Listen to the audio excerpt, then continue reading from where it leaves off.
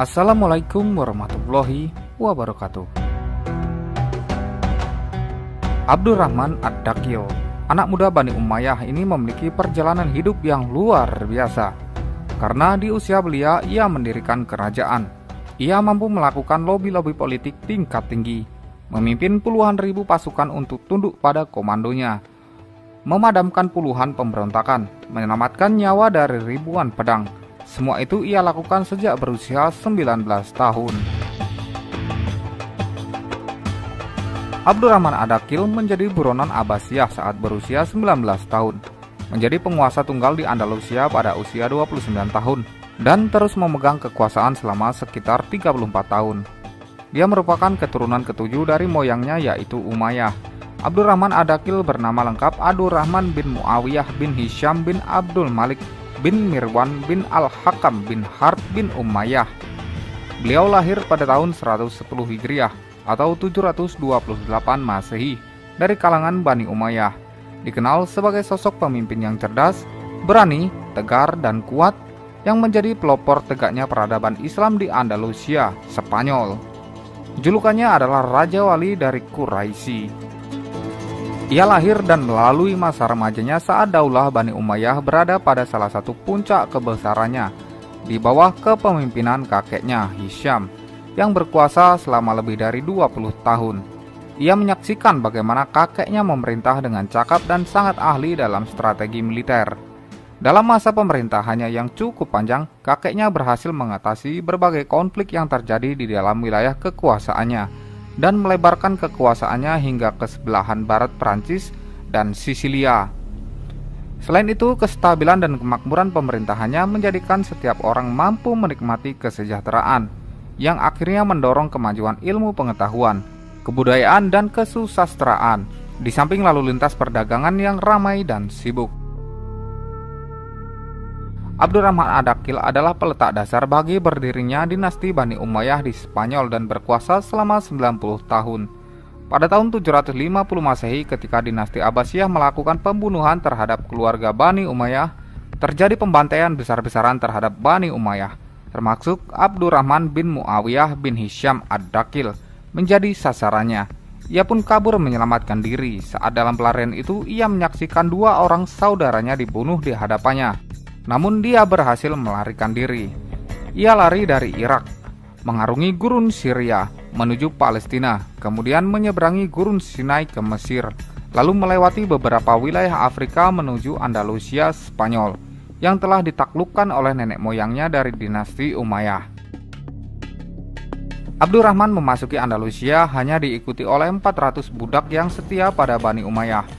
Abdurrahman Ad-Dakhil merupakan satu-satunya keluarga Umayyah di Damaskus yang masih tersisa. Gelar Ad-Dakhil artinya penakluk yang masuk.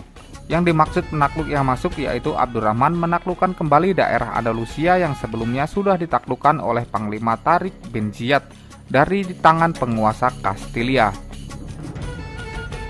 Bersama pendamping setianya yang bernama Badar, Abdurrahman Ad-Dakhil menyusuri gurun menghindari kejaran pasukan Bani Umayyah. Kehidupannya berbalik 180 derajat dibandingkan saat ia masih hidup di istana yang mewah dan senantiasa dilayani serta dihormati. Kini hidupnya terlunta-lunta sebagai seorang pelarian dan nyawa senantiasa terancam oleh pihak-pihak yang mengejar dan mengetahui jejaknya. Tetapi sejarah mencatat bayangan kemakmuran dan keagungan Bani Umayyah di masa kakeknya Hisham saat berkuasa senantiasa lekat dalam ingatan Abdurrahman dan selalu bergelora di dalam dadanya untuk kembali diwujudkannya. Ia pun mempelajari kelemahan-kelemahan kepemimpinan yang dilakukan khalifah-khalifah Bani Umayyah sebelumnya. Sedangkan penderitaan di masa pelarian dan pengejaran yang dialaminya, serta upaya penyusunan kembali kekuatan selama hampir 6 tahun kemudian, menjadi sekolah kepemimpinan terbaik dalam hidupnya. Semua itu menempa kesabaran, kekuatan, ketegaran, dan keberanian, serta jiwa kepemimpinan dalam dirinya. Kelak ketika impiannya terwujud di belahan dunia Islam lain yang terletak di benua Eropa, jejak-jejak hasil tempaan di masa pelarian menjadi pondasi yang kokoh membangun Daulah Umayyah yang baru, yang tak kalah dengan yang dibangun kakek moyangnya.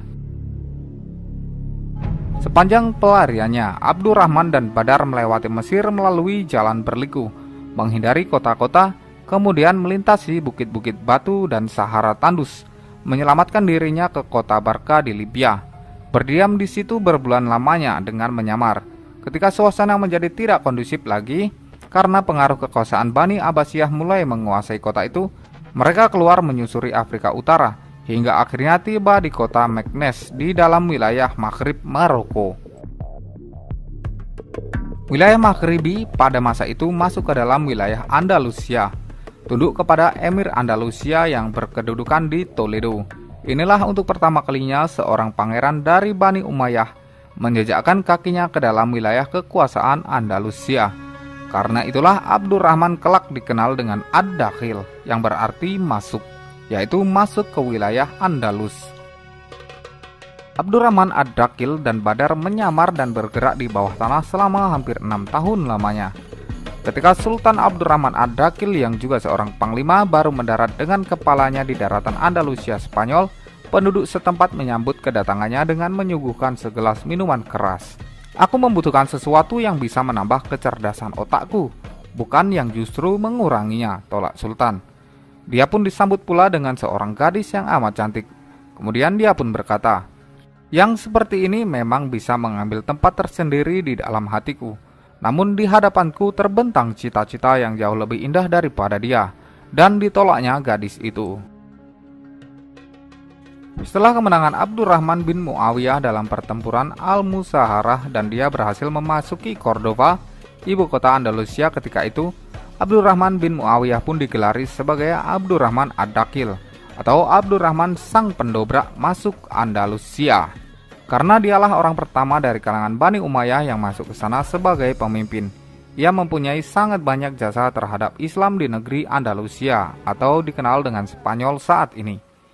Maka masuknya Abdurrahman ke Cordoba kemudian dikenal sebagai periode keemiran Umayyah yang dimulai sejak tahun 138 Hijriah atau 755 Masehi dan berakhir pada 316 Hijriah atau 928 Masehi. Dia mampu menguasai Spanyol setelah mengalahkan Yusuf Al-Fihri, gubernur Andalusia. Tidak sampai setahun Ad-Dakhil telah berhasil mengokohkan posisinya di Cordoba. Dari Cordoba ia berhasil menguasai Zaragoza dan Barcelona. Kedua kota tersebut ia taklukkan atas kecerdikannya melobi kekuatan militer bangsa Frank untuk membantunya. Kemudian ia menguasai kota-kota lainnya. Masa pemerintahnya dikenal oleh para ahli sejarah dengan masa pembangunan besar-besaran. Dia membangun kota menjadi lebih indah, membuat pipa air agar masyarakat ibu kota memperoleh air bersih. Kemudian mendirikan tembok yang kuat di sekeliling kota Cordoba dan istana. Ad-Dakhil juga membuat taman yang dinamakan Al-Rusafah di luar kawasan Cordoba, menjadikan Cordoba sebagai pusat pendidikan dan kebudayaan yang paling menarik di wilayah Eropa, dan sebagai tandingan dari Baghdad yang berasal dari bagian timur. Abdurrahman Ad-Dakhil dikenal sebagai sosok yang cerdas dan berani. Ia memilih menaklukkan Spanyol daripada harus merebut kembali kekuasaan khalifah dari dinasti Abbasiyah. Dengan pasukan yang dihimpunnya selama perjalanan, ia kemudian menyerang Cordoba. Ia berhasil menaklukkan kota itu dan kemudian menjadikannya sebagai ibu kota kerajaan. Setelah menjadi penguasa Andalus, Abdurrahman Ad-Dakhil menolak untuk tunduk kepada kekhalifahan Abbasiyah yang baru terbentuk karena pasukan Abbasiyah telah membunuh sebagian besar keluarganya.